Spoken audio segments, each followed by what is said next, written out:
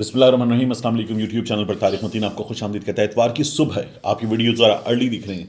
जब मैं ये वीडियो रिकॉर्ड करूँ तो इस वक्त 7:47 हो रहे हैं, और वो ख़बर जिसे हम बिल्कुल स्केची डिटेल्स के साथ अमेरिका में सिनेगॉग टेक्सास में, बल्कि टेक्सास के शहर डैलस में बिल्कुल स्केची डिटेल्स के साथ, इनिशियल इंफॉर्मेशन के साथ देख रहे थे कि वहाँ पर एक यहूदी इबादत गाह में कुछ लोगों को यरगमाली बना लिया गया है।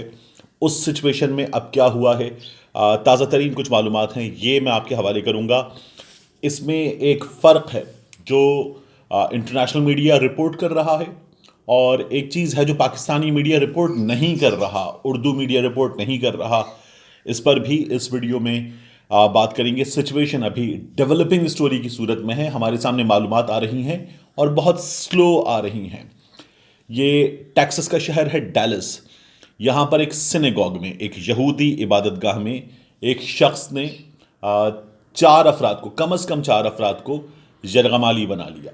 वहाँ लाइव स्ट्रीमिंग चल रही थी उनकी इबादत की, और उस इबादत की लाइव स्ट्रीमिंग के दौरान अचानक एक शख्स दाखिल हुआ, और फिर उसके बाद जो है उस लाइव स्ट्रीम में उसकी आवाज़ सुनी गई, उसने कुछ बात की और उसके बाद वो रुक गई। अब ये लाइव स्ट्रीमिंग भी जो थी वीडियो, वो फेसबुक से हटा दी गई है, और अब जो ऑफिशियल्स हैं वो उस वीडियो को भी मुसलसल देख रहे हैं ताकि कुछ क्लू मिल सके। एक राहिब को, जो ताज़ा तरीन इत्तलात हैं उसके मुताबिक, एक राहिब को यरगमाली जो बनाए गए थे अफराद, उनमें से रिहा कर दिया गया है। 3 अफराद अब भी कम अज़ कम उसने यरगमाली बनाए हुए हैं। ये हमला आवर कौन है, इन अफराद को यरगमाली बनाने वाला कौन है, इस बारे में अभी मालूमात आ रही हैं। लेकिन पहले मैं चाहूँगा कि आपको बताऊं कि ये अमेरिकन मीडिया या इंटरनेशनल मीडिया और इंग्लिश बड़े न्यूज़ चैनल, आलमी न्यूज़ चैनल जो हैं, वो इसे कैसे रिपोर्ट कर रहे हैं। आफिया सिद्दीकी, डॉक्टर आफिया सिद्दीकी के हवाले से बताया जा रहा है कि ये जो शख्स है ये उनकी रिहाई का मुतालबा लेकर आया है और कह रहा है कि उनको रिहा किया जाए। इस खबर को सबसे ज़्यादा प्रोमिनेंट किया गया है। जैसे फॉक्स न्यूज़ है, फॉक्स न्यूज़ ने इस बारे में खबर दी, Texas hostage situation, one released with 3 more still trapped in synagogue with Lady Al-Qaeda sympathizer. According to the police department, one hostage has been released with no injuries. एक शख्स रिहा किया गया है और कोई नुकसान उसे नहीं पहुंचा है। स्काई बताता है, Texas synagogue hostage taker demands release of woman suspected of having ties to Al-Qaeda. The hostage taker has reportedly told authorities he wants the release of Afia Siddiqui, a woman allegedly connected with Al-Qaeda, from a federal prison. इसके बाद आप देखिए BBC इस बारे में लिखता है, a live stream of Shabbat morning service on Facebook captured audio of a man talking loudly. He could be heard saying, "You get my sister on the phone and I'm gonna die." आप मेरी बहन को phone पर लाइए और and I'm gonna die, मेरी मौत हो जाएगी, मैं मर जाऊंगा। He was also heard saying, अब ये इसमें कुछ चीज़ें मिसिंग हैं, कुछ इसका सियाक़ो सबाक़ है। ये दोनों जुमले, आप मेरी बहन को फ़ोन पर लाइए, मैं मर जाऊंगा, एक सेंस क्रिएट नहीं कर रहे। He was also heard saying, "There is something wrong with America." America के साथ कुछ गलत है, कुछ बहुत बुरा है। The feed has since been taken down. The hostage taker was also heard demanding the release of Afia Siddiqui, a Pakistani neuroscientist who is currently serving a 86 years prison term in the US, law enforcement officials told local media. Siddiqui was convicted of trying to kill US military officers while in custody in Afghanistan. BBC के बाद आप देखिए Al Jazeera इस बारे में बताता है, SWAT team responds to hostage situation at Texas synagogue. Officials tell AP, Associated Press, the hostage taker is demanding the release of Afia Siddiqui, a Pakistani neuroscientist who was convicted of trying to kill US soldiers in Afghanistan. और Al Jazeera के बाद CNN ने कहा है, hostage taker at Texas synagogue calls for the release of Pakistani national from US prison, authorities say.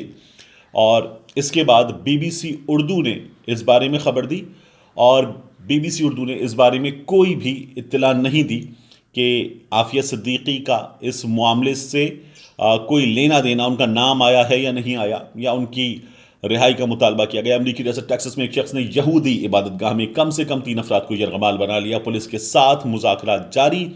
امریکی ریاست Texas کے شہر کالیول میں پولیس ایک ایسے شخص کے ساتھ مذاکرات میں مصروف ہے جس نے بظاہر ایک یہودی عبادت گاہ میں کم از کم 3 افراد کو یرغمال بنایا ہوا ہے۔ کانگریگیشن بیتھ نامی اسرائیلی عبادت گاہ میں جب یہ واقعہ پیش آیا تو یہاں ہونے والی عبادت کو لائیو سٹریم کیا جا رہا تھا، تاہم اس لائیو سٹریم فیڈ کو اب ہٹا دیا گیا ہے، لیکن ایسا ہونے سے قبل ایک شخص کو اونچی آواز میں یہ کہتے سنا جا سکتا تھا کہ وہ کسی کو نقصان نہیں پہنچانا چاہتا۔ تقریباً 9 گھنٹے ہو گئے ہیں اس سچویشن کو، اور اب 9 گھنٹے کے باوجود بھی پاکستان میں Pakistani television channels, Pakistani websites اس خبر کو رپورٹ نہیں کر رہی ہیں۔ اس کی کیا وجہ ہے؟ اس خبر کو پاکستانی ٹیلی ویژن چینلز کی جانب سے رپورٹ ہی نہیں کیا گیا ہے، برائے نام رپورٹ کیا گیا ہے، کچھ ٹکرز کی صورت میں، ایک چھوٹی سی سٹوری کی صورت میں۔